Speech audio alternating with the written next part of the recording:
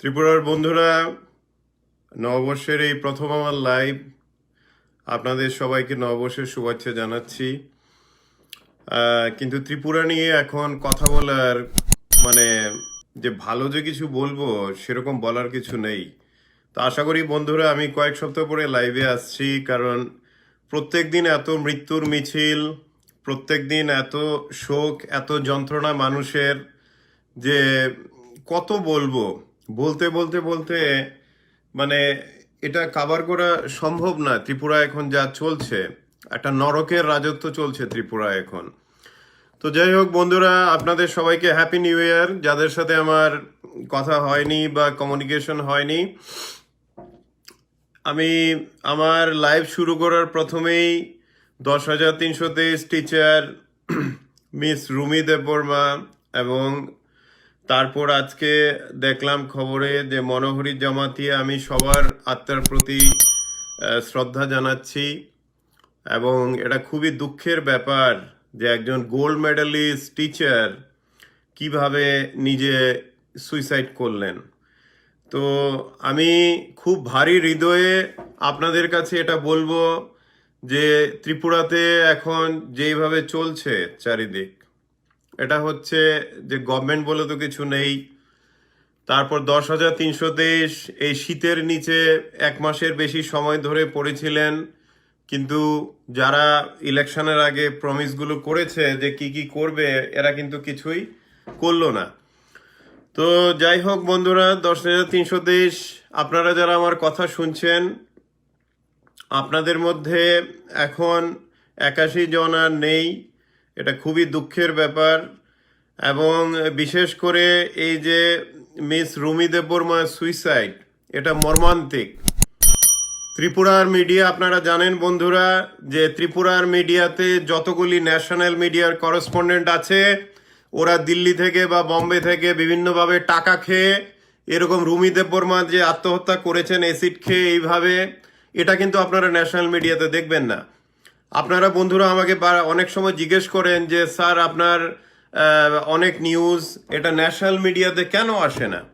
10,323-এরও আপনারা অনেকে আমাকে জিজ্ঞেস করেছেন যে ন্যাশনাল মিডিয়াতে কেন পাবলিশ হয় না ত্রিপুরার এত ইম্পর্টেন্ট নিউজ, যেখানে মানুষ সুইসাইড করছে, মারা যাচ্ছে গণহারে, বৃদ্ধাদের বৃদ্ধ ভাতা উইথড্র করা হয়েছে, ওরা শীতের মধ্যে মারা যাচ্ছেন, এবং চারিদিকে এইরকম চলছে সারা ত্রিপুরাতে। তো আমাকে অনেকেই আপনারা জিজ্ঞেস করেছেন আগে, এখনো জিজ্ঞেস করেন যে ন্যাশনাল মিডিয়াতে ত্রিপুরার 10,323-এর কষ্ট, বা ত্রিপুরাতে যে এরকম নৈরাজ্য চলছে, চারিদিকে ড্রাগ মাফিয়া থেকে শুরু করে স্মাগলাররা, এগুলো ন্যাশনাল মিডিয়াতে কেন আসে না? আপনারা অনেকেই আমাকে এই প্রশ্নটা জিজ্ঞেস করছেন। এটার উত্তর খুবই সোজা। ন্যাশনাল মিডিয়ার বেশিরভাগই করেসপন্ডেন্ট টাকা খেয়ে, ঘুষ খেয়ে, পলিটিশিয়ানদের সাথে তেল মেরে, ওরা এই জন্য আপনাদের নিউজ কোনো সময় ন্যাশনাল মিডিয়াতে পাবলিশ করবে না। হ্যাঁ, ত্রিপুরার মধ্যে হয়তো এক দুজন হয়তো আছে সাংবাদিক, ন্যাশনাল মিডিয়ার করেসপন্ডেন্ট, যারা নাকি ত্রিপুরার মানুষের দুঃখ কষ্ট ন্যাশনাল মিডিয়াতে পাবলিশ করতে আগ্রহী, বা সেই মানবিকতাটা আছে।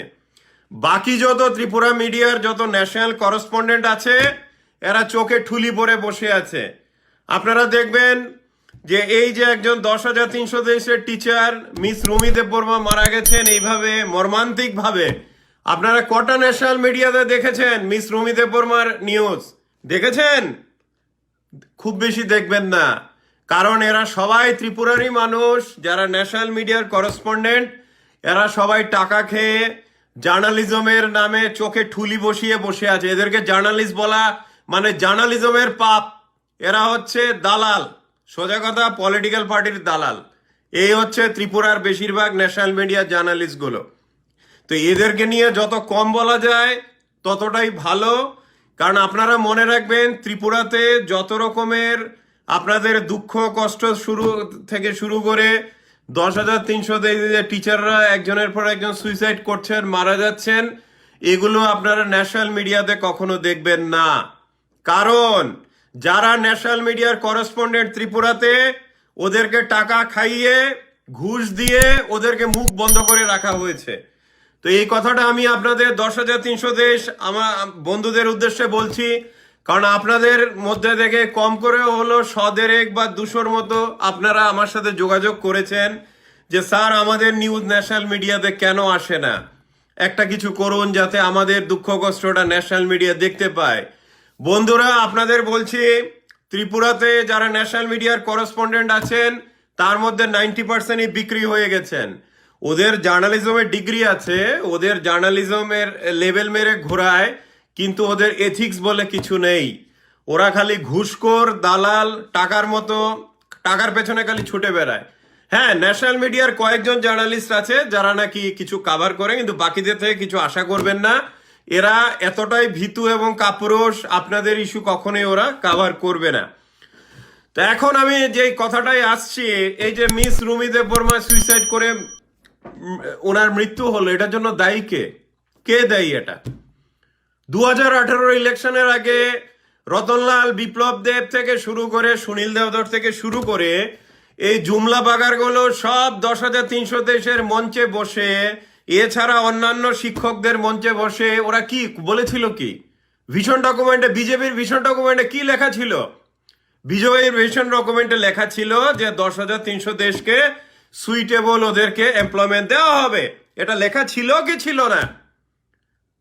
আমার তো এখন দেখলে খুব আশ্চর্য লাগে। আজকেও দেখলাম আমি বনমালী পরে কিছু কার্টুন, তার মধ্যে একজন বোধহয় প্রফেসর হবে, নিজের দলের এমএলএর বিরুদ্ধে বলছে।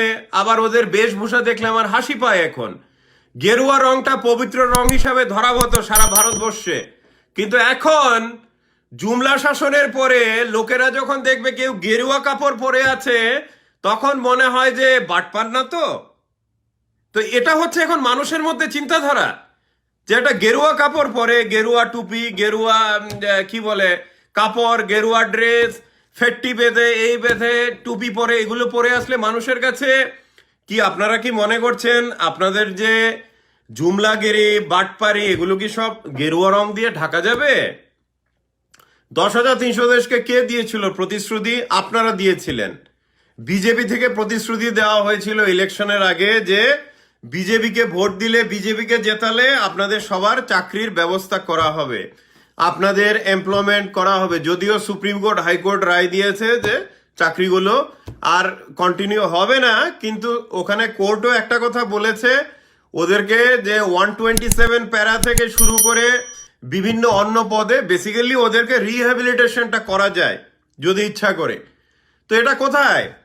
আমি তো যারা ত্রিপুরা বিজেপির, যারা নাকি এখন বিভিন্ন রকমের গেরুয়া ফেট্টি পরে ঘুরে বেড়াচ্ছেন, আমি আপনাদের অনুরোধ করব আমার সাথে আপনারা যে কেউ একজন ডিবেটে আসুন। আমরা কিছু না, আপনাদের ভিশন ডকুমেন্টটা এক হাতে নেব এবং জিজ্ঞেস করব কটা ইমপ্লিমেন্ট করেছেন আপনারা। আপনারা মানুষের ভোটে ক্ষমতায় এসছেন, আপনারা যেরকম ভাবে বাটপারি করছেন, আপনাদের কি মানুষ ভোট দেবে? 2023-এ তো আপনারা মানে ভোটের কাটরা নিয়ে মানুষের মানে বাড়ি ঘরে গেলে জুতো মেরে তাড়িয়ে দেবে আপনাদের। আপনারা এরকম পারফরমেন্স এখন অব্দি 3 বছর প্রায় হতে চললো। চারিদিকে আনএমপ্লয়মেন্ট, চারিদিকে সমস্ত মিথ্যে কথা। আরে একটা স্টেটের মুখ্যমন্ত্রী যদি স্টেজে ওঠে দিনের পর দিন মিথ্যা কথা বলে যে 96,000 চাকরি হয়েছে, আরেকদিন বলছে 21,000 গভর্নমেন্ট চাকরি হয়েছে, আরেকদিন বলছে যে সে কত 50,000-এর বেশি চাকরি হয়ে গেছে। তো এই যে জুমলাগিরি, তারপর আরেকদিন আমি দেখেছি গত বছর গিয়ে বলছে 5.5 লক্ষ নাকি চাকরি হয়ে গেছে। আবার আরেকদিন বলছে, এই মূর্খ বলছে যে এখন ত্রিপুরাতে চাকরি আর কেউ করতে চায় না, সবাই এখন চাকরি দেয়, সবাই এন্টারপ্রেনার হয়ে গেছে এখন। তো এই জন্য এই যে ত্রিপুরার এখন যে অবস্থা, গত 3.5 বছরে এই শাসন, তা এখন কথা হচ্ছে, আমি যেটা আরেকটা প্রশ্ন আপনারা আমাকে করেছেন যে মুখ্যমন্ত্রী কবে বদল হবে, মুখ্যমন্ত্রী কবে বদল হবে এটা বিজেপির মাথা ব্যথা, ঠিক আছে। আর এই মূর্খকে যদি মুখ্যমন্ত্রীর পদে রাখে বিজেপি, তাহলে বিজেপি যেমন কংগ্রেস একবার এসছিল ত্রিপুরাতে, সেই 89 to 93, তারপরে 25 বছরে আর কংগ্রেস কখনো আসতে পারেনি। কারণ যেহেতু কংগ্রেস ওই সময় যা সুকাজ বা কি বলে ভুল কাজ বা যা করেছিল, ওটার প্রায়শ্চিত্ত করতে হয়েছে 25 বছর। তা এখন বিজেপি যদি মনে করে যে বিপ্লব দেবকে ক্ষমতায় আরো কিছুদিন বসিয়ে দেখবে যে কি হয় না হয়, তাহলে কিন্তু বিজেপি আর 50 বছরেও ত্রিপুরায় আসতে পারবে না। 2023-এর ইলেকশনে তো জেতার প্রশ্নই ওঠে না, আউট অফ কোশ্চেন। কারণ মানুষের থেকে বিজেপি, ত্রিপুরা বিজেপি বিচ্ছিন্ন হয়ে গেছে, কমপ্লিটলি বিচ্ছিন্ন হয়ে গেছে। বিজেপি এখন কে চালাচ্ছে? একজন এসছে দিল্লি থেকে, মূর্খ, যে নাকি কিছু জানে না। সেই মহাভারতের যুগে ইন্টারনেট ছিল থেকে শুরু করে এখন অব্দি হয়তো কয়েকশো বোধহয় ও এরকম গাঁজাখুরি কথা, যেগুলো মানুষ গাঁজা খেলেও বলবে না, সে বলে সারা ভারতবর্ষে এইভাবে ত্রিপুরাকে কলঙ্কিত করেছে। এবারে এই গাঁজাখোরের ডান হাত হচ্ছে, আপনারা জানেন যে গৌচন্দ্র মন্ত্রী, আমি নামটা না হয় নাই বললাম। তো ও তো সারা জীবন কংগ্রেসে ছিল, এই কয়েক বছর এসছে বিজেপিতে। ও আগেও বাটপার হিসেবে বিখ্যাত ছিল, এখনো বাটপারি করছে। তা এখন কথা হচ্ছে, ত্রিপুরা এই দুই বাটপার মিলে এখন চালিয়েছে গত 3.25 বছর। এটার আপনারা রেজাল্টটা দেখতে পাচ্ছেন। জিবি হসপিটালে 2020 সালে, গত বছর, কম করে হলো 700-800 রুগী মারা গেছেন, কারণ অক্সিজেনের পাইপের লিক, অক্সিজেনের পাইপের অভাবে মারা গেছেন। তারপর এইভাবে চারিদিকে নৈরাজ্য, ডিস্ট্রিক্ট হসপিটাল, বাকি হসপিটালগুলিতে তো মানে এতটাই খারাপ অবস্থা যে ওখানে মানুষ ঢোকা মানে মৃত্যু। এই গেল হেলথ সেক্টর গেল ত্রিপুরার। তারপর হচ্ছে গিয়ে জবস। কেউ কি বিজেপি আমলে কেউ জব পেয়েছে? এই যে হাজার হাজার জব যে দেওয়া হচ্ছে, বলা যে হচ্ছে যে একটা রাজ্যের মুখ্যমন্ত্রী বিপ্লব দেব নিজে বলেছে 96,000 জবস দেওয়া হয়েছে, আবার 23,000 নাকি 21 না 23,000 এর মধ্যে গভর্নমেন্ট জব। তো লিস্ট কোথায়? বিপ্লব দেবের উদ্দেশ্যে আমি বলবো, আপনি যে বলছেন দাঁড়িয়ে বিভিন্ন অনুষ্ঠানে যে এই ত্রিপুরাতে 96,000 জব দেওয়া হয়েছে, 23,000 জব দেওয়া হয়েছে গভর্নমেন্ট জব, আপনি যেদিন আমাদের এই লিস্ট দেখাতে পারবেন বা ত্রিপুরাবাসীকে লিস্ট দেখাতে পারবেন, ততদিন আপনাকে ওপেনলি বাটপার বলে ডাকা হবে। কারণ আপনি বাটপার। রতনলাল এক বাটপার, যে নাকি 2018-19 থেকে বলছে যে এত টিচিং পোস্ট খালি, এত কিছু খালি। এখন দেখা যাচ্ছে টেট পাস করে যারা অ্যাপয়েন্টমেন্ট লেটারও পেয়েছে তারাও জয়েন করতে পারছে না চাকরিতে। তো বেসিক্যালি 10,323 না, শুধু যত আনএমপ্লয়মেন্ট আছে, যারাই আনএমপ্লয়েড আছেন, এমনকি আমার কাছে অনেক ইমেল এসছে যারা নাকি টিএসআর এ চাকরি পেয়েছেন, অ্যাপয়েন্টমেন্ট লেটার এসছে টিএসআর এর, কিন্তু ওরা কিন্তু জয়েন এখনো করতে পারেনি।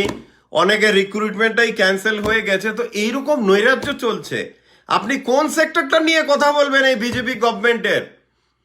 যারা বিজেপি থেকে আমার কথা শুনছেন, যেসব মিনিস্টার এবং এমএলএরা, আপনাদের উদ্দেশ্যে আমি একটা কথা বলতে চাই।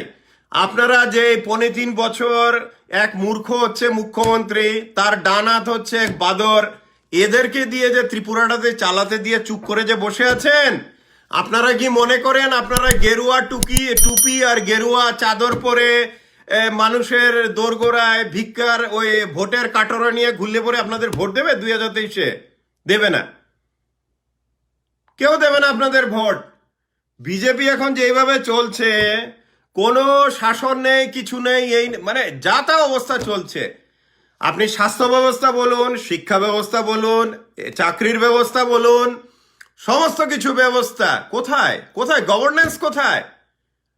এই যে মানুষ মারা যাচ্ছে বিষ খেয়ে, ওদেরকে কে দেখবে? ওরা কি মানুষ না? ত্রিপুরার মানুষ না ওরা? তারপর বড় আশ্চর্যের ব্যাপার যে এইভাবে মানুষ মারা যাচ্ছে দিনের পর দিন, অথচ এক মূর্খ হেলিকপ্টার করে ঘুরে বেড়াচ্ছে, ও চারিদিকে বিভিন্ন আনন্দ। তারপর আমি দেখলাম ত্রিপুরাতে বেলুনের কি বলে ট্যুরিজমের হচ্ছে। তো কথাটা হচ্ছে যে এই সমাজে এত দুঃখ কষ্ট, যেখানে এত কিছু চলছে, এটা মানে আনএমপ্লয়েড কাকে বলবো? ডক্টর এখন ত্রিপুরাতে প্রচুর ডাক্তারদের দরকার, 500-র মতো ডক্টর আনএমপ্লয়েড আছেন, অথচ ওদেরকে কে দেবে চাকরি দেওয়ার কেউ নেই। এইভাবে নার্সদেরও একই অবস্থা, প্রচুর নার্স এখন আছেন। এখন ত্রিপুরাতে যেহেতু মিডিয়াতে এতটা আসছে না, কারণ গভর্নমেন্ট থেকে ডাটা নেই, ঠিকভাবে, কিন্তু ত্রিপুরাতে এখন প্রচুর নার্সের দরকার, কিন্তু ওনারাও এখন আনএমপ্লয়েড হয়ে আছেন, কোনো ওখানে এমপ্লয়মেন্ট নেই। তারপর হচ্ছে গিয়ে সব থেকে আরেকটা জানেন তো, আরেকটা হচ্ছে যে কতটা নিষ্ঠুর এবং বর্বর এই রতনলাল আর বিপ্লব দেব, যে প্রায় 40,000 বৃদ্ধ মানুষের বৃদ্ধ ভাতা ক্যান্সেল করা হয়েছে। তারপর মিডিয়ার চাপে, মানুষের চাপে আবার কয়েক মাস পরে এগুলো নাকি আবার ভাতা চালু করবে, কিন্তু ওদেরকে বলেছে বৃদ্ধ বৃদ্ধাদের যে আপনাদের সার্টিফিকেট নিয়ে আসুন, সবকিছু নিয়ে আসুন, তারপর আপনাদের করা হবে, আপনাদের আবার এনরোল করা হবে। এবং ওখানে দেখা যাচ্ছে যে যাদের নাকি 80, 90 বা 100 বছর বয়স, যারা নাকি বৃদ্ধ ভাতা পাচ্ছিলেন, যারা নাকি বেঁচে ছিলেন ওই 1,000, 1,200 বা 1,500 টাকার উপরে, তাদেরকে কিন্তু দেওয়া হচ্ছে না। এখন দেওয়া হচ্ছে যে নাকি লোকাল কোনো এমএলএ বা কোনো নেতাকে কিছু টাকা দেবে, টাকা দিলে পরে তারপর ওকে বৃদ্ধ ভাতা দেওয়া হবে। তো পুরো ঘুষের ব্যবসা চলছে এখন। ত্রিপুরা বিজেপি পুরোটাই চলে গেছে স্মাগলার, ক্রিমিনালস, বাটপার, দান্দালদের হাতে চলে গেছে।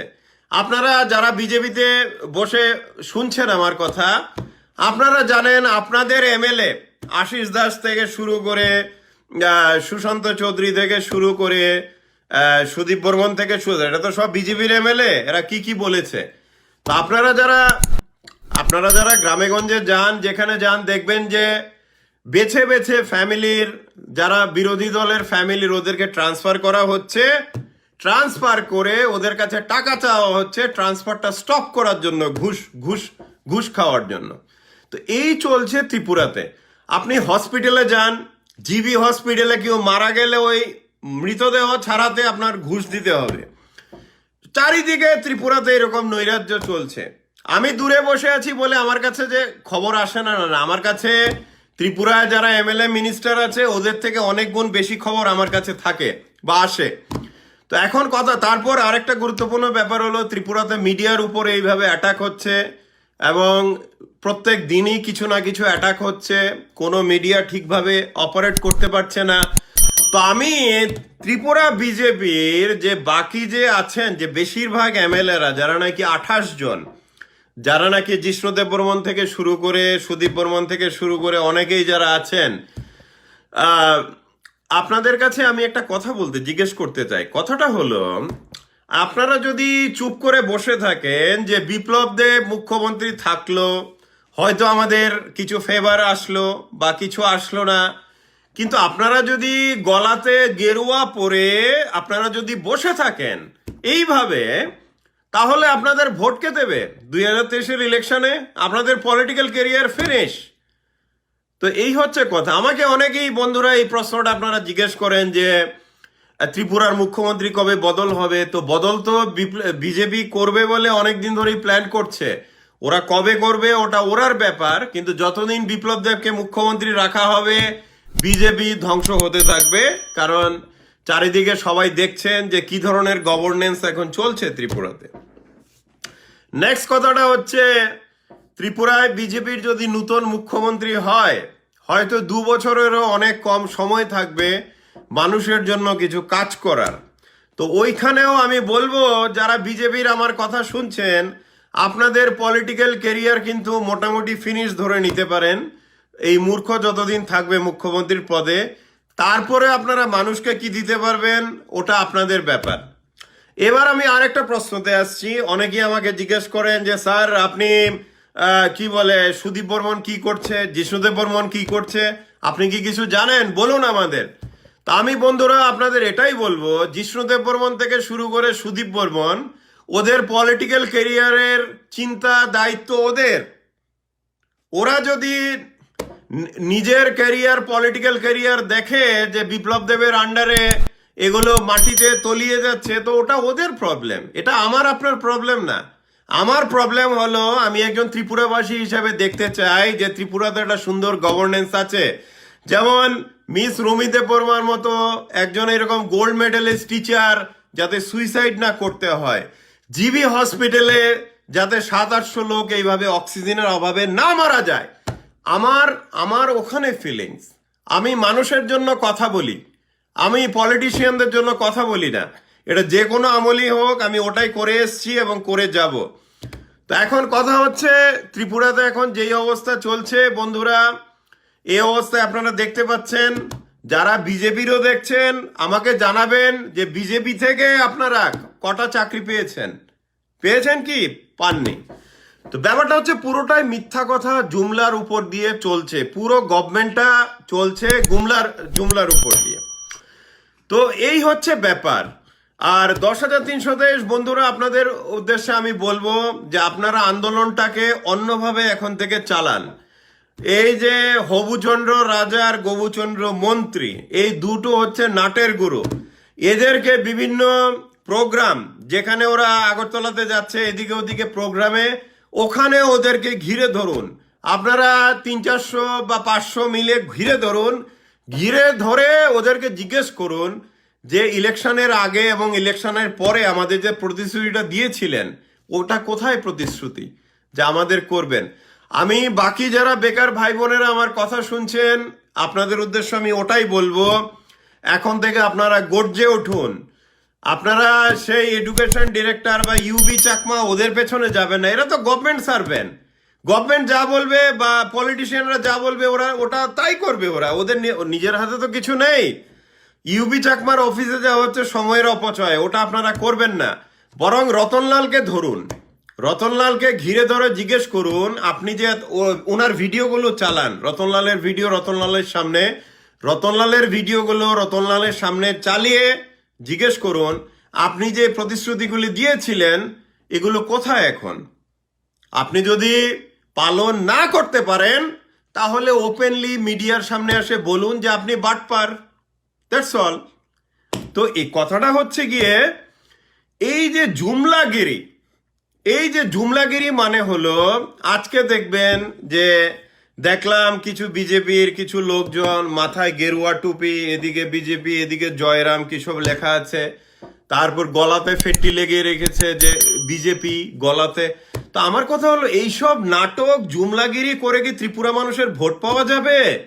ঘরে ঘরে মিস রুমি দেববর্মার মতো বা মনোহরি জমর, মানে ঘরে ঘরে এরকম চলছে মানুষের কষ্ট। তো এগুলো কে দেখবে? গভর্নমেন্ট দেখবে না? আর এখন আরেকটা ব্যাপার হচ্ছে, যেই এখন মুখ খুলছে ওর উপরে অ্যাটাক আসছে, যেই মুখ খুলছে অ্যাটাক আসছে, বাড়িঘর অ্যাটাক করা হচ্ছে। তো এখন কথা হলো, ত্রিপুরার এই পরিস্থিতিতে যারা বিজেপিতেও আছেন তাদের উদ্দেশ্যে আমার প্রশ্ন হলো, আপনাদের কি মনে হয় যে এমন কোনো ভালো কাজ করেছে গত 25 বছরে বিজেপি, যে বিজেপিকে মানুষ আবার ভোট দেবে? আপনার কি মনে হয়? আর যারা বিজেপিতে আছেন ভাবছেন যে 2023-এর ইলেকশনে কি বলে, একদিকে গুন্ডা লালানো হবে যাতে মানুষ ভোট না দিতে পারে, আরেকদিকে পুলিশ লালানো হবে, ওই রকম হবে না কিন্তু। মানুষ এখন জেগে উঠছে। ত্রিপুরার মানুষ যাই হোক, ত্রিপুরার মানুষ অনেক বুদ্ধিমান, এবং ওদেরকে গরু বাছুর গোমূত্র, গলাতে গেরুয়া কাপড়, মাথায় গেরুয়া টুপি, ওসব দিয়ে ওদেরকে বোকা বানানো যাবে না।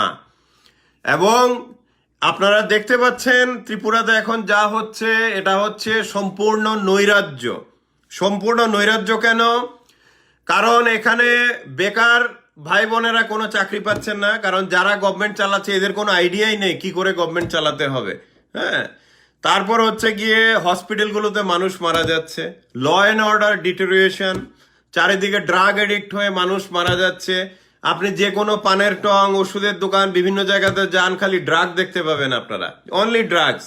চারিদিকে সেল হচ্ছে আগরতলাতে, জাবা ট্যাবলেট থেকে শুরু করে ফেন্সিডিল তো বাদই দিলাম, ফেন্সিডিল তো এখন মানে এরকম হয়ে গেছে যে এটা ড্রাগের পর্যায়ে না, এটা এখন মানে ওষুধের পর্যায়ে চলে গেছে ফেন্সিডিল, মানুষ এত কনজিউম করছে। তারপর হচ্ছে গাজার তো রমরমা ব্যবসা তো আপনারা দেখছেন।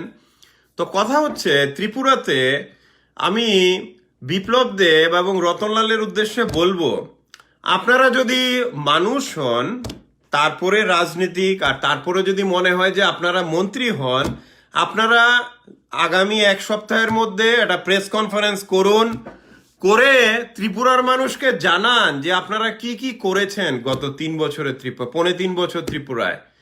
তারপর বিপ্লব দেবের উদ্দেশ্যে বলবো, আপনি যে বলেছেন 96,000 চাকরি দিয়েছেন, আপনি যদি মানুষ হন তাহলে আপনি 96,000-এর তালিকাটা প্রকাশ করুন। তারপর এর মধ্যে নাকি 23,000 চাকরি গভর্নমেন্টে দেওয়া হয়েছে, তাহলে ওই 23,000 চাকরির তালিকাটাও মানে পুরো লিস্টটা পাবলিশ করুন। না হলে কিন্তু আমি না শুধু, সবাই আপনাদের বাটপার বলে ডাকবে। আর বাটপারদের কি হয়, একটা সময় অবধি ওরা পাওয়ারে থাকে, তারপর পাওয়ার তো টেম্পোরারি, পলিটিক্যাল পাওয়ার তো টেম্পোরারি, এখন আছে তারপর নেই। তো এই পলিটিক্যাল পাওয়ার যাবার পরে আপনাদের কি অবস্থা হবে এখন থেকে আপনারা ভাবতে চেষ্টা করুন। আর ত্রিপুরার পলিটিক্স নিয়ে আমি বলবো যে বিজেপির মধ্যে এখন যেই রকম হয়েছে যে মেজরিটি এমএলএ বিপ্লব দেবের বিরুদ্ধে, তো বন্ধুরা আমাকে সবাই যেটা প্রশ্ন জিজ্ঞেস করছেন গত বছর থেকে যে মুখ্যমন্ত্রী বদল হবে কিনা, হ্যাঁ মুখ্যমন্ত্রী বদল আমি যতটুকু জানি হবে। কবে হবে এটা এখন বলা সম্ভব নয়, এটা বিজেপি দলের ব্যাপার। যতদিন বিপ্লব দেবকে বসিয়ে রাখবে তত বিজেপির ক্ষতি হবে, বিজেপি ধ্বংস হবে। তো এই হচ্ছে গিয়ে ব্যাপার। আর আমি একটা কথা বলবো ত্রিপুরার ভাই বোনের উদ্দেশ্যে, যে আপনারা এদের কোনো কথাই বিশ্বাস করবেন না। বিপ্লব দেব এবং রতলা ওরা যাই বলবে পুরোটাই মিথ্যা কথা, ওরা যা বলবে পুরো এভরিথিং মানে টোটালি ফলস, কোনো বিশ্বাস করবেন না। আর বিজেপিতে যারা বিরোধী বিধায়করা আছেন, এমএলএরা, এবং যারা নাকি বিজেপির বিরোধী গোষ্ঠী, আপনাদের বলবো আপনাদের অনেক দিন চুপ করে থেকেছেন, আর যদি চুপ করে থাকেন তাহলে কিন্তু ত্রিপুরা আপনাদের আর ভোট দেবে না, আপনাদের হাওড়া নদীতে বিসর্জন দেওয়া হবে। যত চুপ করে থাকবেন ওখানে যাবেন আপনারা। তো এই জন্য ত্রিপুরার যারা নাকি বিরোধী পক্ষে আছেন বিজেপির, যে এই মূর্খকে সরানোর জন্য আপনারা উঠে পড়ে লাগুন, যদি আপনারা পলিটিক্যালি অ্যাক্টিভ থাকতে চান। না হলে কিন্তু আমি একটু আগে যেই কথাটা বলেছি যে এখন বিজেপি যেভাবে চলছে, 2023-এর ইলেকশনে ভোটের কাটরা নিয়ে গেলে পরে লোকেরা কেলানো দেবে, লোকেরা তাড়া করবে, এখন যে অবস্থা চলছে ত্রিপুরার। আর ত্রিপুরার বিরোধী দলদের আমি বলবো, আমি জানি আপনাদের উপর কিরকম আঘাত আসছে, কিন্তু তবু আপনারা শক্ত থাকুন, যুদ্ধ চালিয়ে যান। আপনারা সবাই জানেন যে বিরোধী দলদের উপর কেমন অ্যাটাক আসছে, বিভিন্ন জায়গাতে মারপিট থেকে অ্যাটাক আসছে চারিদিকে, কিন্তু এই যুদ্ধটা চালিয়ে যান। কিন্তু মনে রাখবেন এরা খুব দুর্বলরাই এভাবে কাপুরুষের মতো গিয়ে অ্যাটাক করে, এভাবে 100টা বাইক নিয়ে গিয়ে একটা বোম ছুড়ে দিল, আগুন লাগিয়ে, তো কাপুরুষরা এগুলো করে, এগুলো কোনো সুস্থ মস্তিষ্কের কোনো লক্ষণ না। আর আপনারা সবাই দেখছেন যে ত্রিপুরা বিজেপিতে এখন এক গোষ্ঠী আরেক গোষ্ঠীর বিরুদ্ধে বলছে, তো এই মজা আপনারা উপভোগ করুন বলবো। আর বিজেপির যারা আছেন আমার কথা শুনছেন কিন্তু বাড়িতে চুপ করে বসে আছেন, ভাবছেন যে ভগবান আমাদের চেঞ্জ যেন হয়, সব হয়, তো আপনারা এইভাবে বসে থাকুন, আপনাদের পলিটিক্যাল ক্যারিয়ারও আপনাদের চেহারা সমেত হাওড়া নদীতে যাবে 2023-এ। তো এই হচ্ছে ব্যাপার, যে ত্রিপুরার এখন যে অবস্থা চলছে, যে একটা নৈরাজ্য চলছে চারিদিকে, এবং এই নৈরাজ্য থেকে আমি কোনো আশা দেখতে পাচ্ছি না যতক্ষণ না এই নৈরাজ্যর মাথাগুলো চেঞ্জ হয়। এই হচ্ছে কথা। আর নেক্সট কথা হলো যে ত্রিপুরার এখন যারা অপোজিশন লিডার বা যারা এখন আছেন, তাদেরকে বলবো আমি আরো অ্যাগ্রেসিভ ভাবে মানুষের পাশে গিয়ে দাঁড়ান। যেমন হচ্ছে 10,300 টিচাররা 1 মাস ধরে এই ঠান্ডায় ছিলেন, কিন্তু কজন পলিটিক্যাল লিডার দেখতে গিয়েছে? তো এই হচ্ছে মানবিকতাটা সম্পূর্ণভাবে হারিয়ে যাচ্ছে। তো এই জন্য আমি একজন নিউজ এডিটর হিসাবে আপনাদের বলতে পারি, আপনাদের দুঃখ কষ্টটা তুলে ধরতে পারি, কিন্তু একটা গভর্নমেন্ট যদি না ফাংশন করে, এ বিপ্লব দেবের গভর্নমেন্ট এমন একটা গভর্নমেন্ট যে যেখানে ত্রিপুরার ইতিহাসে প্রথমবার আইএএস আইপিএস অফিসাররা মানে ভলান্টারি রিটায়ারমেন্ট নিয়ে রিজাইন করে ত্রিপুরা থেকে পালাচ্ছেন। সব অফিসিয়ালদের এই অবস্থা এখন, টিসিএস টিপিএস আইএএস আইপিএস, কেউই এই মূর্খের আন্ডারে কাজ করতে চায় না। তো এই হচ্ছে ত্রিপুরার এখন পরিস্থিতি। তো এই পরিস্থিতিতে আমাদের সবার গর্জে উঠতে হবে। আর যারা নাকি এখন ক্ষমতায় আছে ওদেরকে জিজ্ঞেস করতে হবে যে আপনারা কি করেছেন, আপনাদের কাজের হিসাবটা দিন, আপনারা করেছেনটা কি গত 3 বছরে। তো এই হচ্ছে গিয়ে কথা। তো বন্ধুরা, আপনারা যারা আমার লাইভ দেখতে পছন্দ করেন, জানেন আমি এখন 2 সপ্তাহে একবার আসছি, ওরকমই মাঝে মধ্যে আসবো, কারণ এখন আমাদের এখানে ইউএসএ তে নিউ ইয়ার, আমরা খুব বিজি আমাদের নিজেদের কাজকর্ম নিয়ে, অফিস এবং অন্যান্য ব্যাপার নিয়ে। তো আমি একটা কথাই বলবো, আপনারা জুমলাদের বিরুদ্ধে গর্জে উঠুন, এবং এটা আপনারা কখনোই ভাববেন না যে এরা চিরজীবন ত্রিপুরায় থাকবে, এদের খুব টেম্পোরারি। হ্যাঁ, আরেকটা কথা, আমাদের অনেকে জিজ্ঞেস করেন যে বিপ্লব দেব কতদিন থাকবে ক্ষমতায়। আমার মনে হয় না বেশি দিন থাকবে, হয়তো বেঙ্গল ইলেকশন বা এর আগে। এটা বিজেপির প্রবলেম, আমার প্রবলেম না, আপনার প্রবলেম না। আমাদের প্রবলেম হচ্ছে ত্রিপুরায় যাতে গভর্নেন্সটা যাতে থাকে, ত্রিপুরায় যাতে এইভাবে একজন গোল্ড মেডেলিস্ট টিচার যাতে সুইসাইড না করতে হয়, আনএমপ্লয়েড যারা আছেন, বেকাররা যাতে চাকরি বাকরি পান, মানুষ যাতে সুন্দরভাবে বেঁচে থাকতে পারে, সেটা হচ্ছে আমাদের লক্ষ্য। আমার লক্ষ্য কোনো দল বা কোনো কিছুর সাপোর্টের কোনো লক্ষ্য না, একটা গভর্নেন্স আমরা দেখতে চাই। সেটা আমরা দেখতে চাই। আর যারা বিজেপিতে থেকে বিপ্লব দেবের আন্ডারে খুব খুশি আছেন, থাকুন, আপনারা খুশি। আপনারা তো বুঝতে পারছেন না ত্রিপুরার যে আপনাদের পার্টি এবং ত্রিপুরা কোন দিকে যাচ্ছে এখন। তো আপনারা দেখতে থাকুন কি হতে থাকে। আর একটা কথা ঠিক, যে ত্রিপুরা একটা বিপ্লব আসবেই, বিপ্লব আসবে। আমাদের যে মানুষের যে দুঃখ কষ্ট চলছে, তো একটা জনবিপ্লব আসতেই হবে মানুষের মধ্য থেকে, সেটা আসবে, এটা একটা সময়ের অপেক্ষা। আর আমি বিরোধী দলের আমার ভাই বোনদের উদ্দেশ্যে বলবো, আপনারা চুপ করে বসে মার খাবেন না। আপনারা আপনাদের পার্টির নেতারা যাই বলুক না কেন, আপনারা পাল্টাতে যান। দেখুন, আমরা সবাই বিপ্লবী হতে পারি, আমাদের আত্মমর্যাদা রক্ষা করার দায়িত্ব আমাদের। আমাদের কেউ আঘাত করলে তা প্রত্যাঘাত করে, এটা আমাদের নৈতিক অধিকার এবং এটা দায়িত্ব আমাদের। আপনারা কেউই চুপ করে বসে থাকবেন না, যত অ্যাটাক আসবে পাল্টাতে যান। কারণ এখন ত্রিপুরা রাজ্যে কিছু নেই, এখন গভর্নেন্স বলে কিছু নেই, কিছুই নেই এখন। এখন হচ্ছে কি, একদিকে আপনাদেরকে ভয় দেখাবে, পুলিশ লেলাবে, গুন্ডা লেলাবে, এইসব করবে, এই তো, এই হচ্ছে কথা। তারপরে আমি যেটা বলবো, যে এখন ত্রিপুরা রাজ্য যেইভাবে চলছে, এতে আগামী অনেক বছর কেউই চাকরি বাকরি কিছুই দিতে পারবে না, কারণ এদের কাছে কোনো টাকা নেই, কিছু নেই। এবং এদের যা অবস্থা এখন ত্রিপুরা রাজ্যে, বিপ্লব দেব, রতনলালের, এরা কোনো গভর্নমেন্ট চাকরি কোনো কিছুই দিতে পারবে না, এদের কাছে ফান্ড নেই, কিচ্ছু নেই এদের। তো এরা যত কথাই বলে সবগুলোই মিথ্যা কথা হিসেবে ধরে নেবেন। আর আমি সমস্ত শ্রেণী সবাইকেই বলবো, আপনারা যারাই ভুগছেন বিভিন্নভাবে, বাড়ি ঘরে চুপ করে না বসে থেকে আপনারা নামুন, রাস্তায় নামুন এবং গর্জে উঠুন। এটা হচ্ছে ব্যাপার। কারণ মনে রাখবেন, 37 লক্ষ ত্রিপুরাবাসী মধ্যে যারা ভোট দিয়েছেন, তাদের ভোটে যেই যারা এসছে এখন ক্ষমতায়, এরা ভাবছে সারা জীবন ক্ষমতায় থাকবে। তো এরা যেইভাবে স্টেটটা চালাচ্ছে, এদেরকে ধাক্কা দিয়ে ফেলাটাও আমাদের কর্তব্যের মধ্যে পড়ে। তো বন্ধুরা, আমি আবার চেষ্টা করব, আগামী সপ্তাহে আসতে চেষ্টা করব আপনাদের মাঝখানে লাইভে। কিন্তু আমি যাওয়ার আগে যেই কথাটা আপনাদের বলতে চাই, যে কোনো রকমের অ্যাটাক, কোনো রকমের অন্যায়, সবকিছুর বিরুদ্ধে আপনারা গর্জে উঠুন, এটা হচ্ছে কথা। আপনারা ভয়ে থাকবেন না, ভয় পাবেন না, ভয়ে থাকবেন না, আপনারা গর্জে উঠুন। কারণ মনে রাখবেন, ওদের সংখ্যাটা খুব কম, আপনাদের সংখ্যা অনেক বেশি। এই ভয় ভীতি দেখিয়ে যাতে আপনাদের দাবিয়ে না রাখতে পারে। আর বিরোধী দলদের উদ্দেশ্যে আমি বলবো, মানে যারা নাকি যুবক যুবতীরা, যারা নাকি ইয়ংস্টার, তাদের উদ্দেশ্যে আমি বলবো, আপনাদের নেতারা যাই বলুক না কেন, আপনারা এসব না, আপনারা গর্জে উঠুন। কারণ এটা মানুষের মৌলিক অধিকার, যখন আঘাত হয় তখন প্রত্যাঘাত দিতে হয়।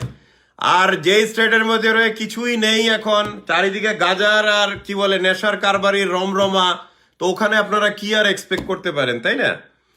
ঠিক আছে বন্ধুরা, আজকের জন্য আমি লাইভ এখানেই শেষ করছি। আপনারা ভালো থাকবেন। লাইভ শুরু করার প্রথমে যেটা শুরু করার আগে যেটা বলেছি ওটা আবারও বলছি, প্রত্যেক দিন এত মৃত্যু, এত দুঃখ কষ্ট যে সেই ভারী হৃদয়ে আর লাইভই আর করতে ইচ্ছা করে না। আপনারা এখন থেকে জেগে উঠুন এবং এই যে ত্রিপুরাতে শনি যে এসছে গত ৩.৫ বছর থেকে, এই শনিকে উৎখাত করুন আপনারা। আমি আশা রাখবো আপনাদের সাথে এই শনির যাওয়ার পরে হয়তো সবার সাথে আপনাদের সাথে দেখা হবে। আর ত্রিপুরাতে এখন আমাদের এই সংগ্রামটা চালিয়ে যেতে হবে, আমাদের দুর্বল হয়ে পড়লে হবে না। আর এটা চলবে, এই সংগ্রাম চলবে। আর আমি আছি আপনাদের সাথে, আবার আপনাদের সাথে কথা হবে। আপনারা ভালো থাকবেন। আমি আজকের লাইভ এখানেই শেষ করছি। জয় হিন্দ।